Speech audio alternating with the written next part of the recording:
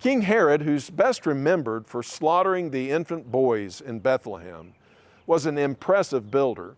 Many ruins of the projects he commissioned remain to this day. Yet when Herod died, it would be safe to say that the overwhelming emotion of those who knew him was relief.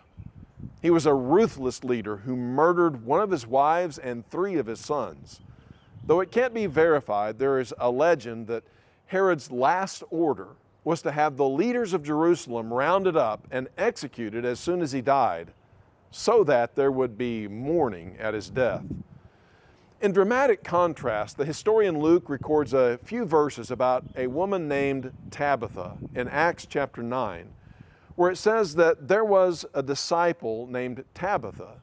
She was always doing good and helping the poor. About that time, she became sick and died, and her body was washed and placed in an upper room. Acts chapter 9. Archaeologists don't dig around and unearth the ruins of the works of Tabitha the Great, but the Holy Spirit calls our attention to the ways that she served others out of love. And what better memorial could be given than hers?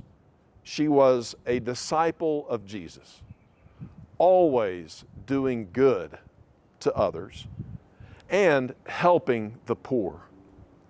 It's no surprise that when she died, those who knew her were grieved by the loss.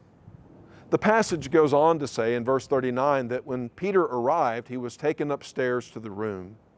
All the widows stood around him, crying and showing him the robes and other clothing that Tabitha had made while she was still with them. The Lord measures greatness by a different standard than the world. The ruins of Herod's palaces grab our attention, but the Lord's attention was turned toward a humble woman who made garments for the poor and the widows.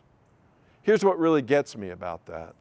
Those garments will, in a sense, never cease to exist because they are etched in the eternal memory of God and continue to inspire men and women to do works of kindness out of love.